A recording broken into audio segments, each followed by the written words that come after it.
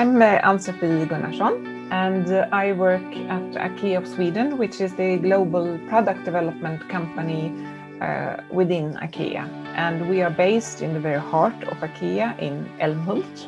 I'm working with the fantastic assignment how IKEA can integrate social businesses in our supply chain.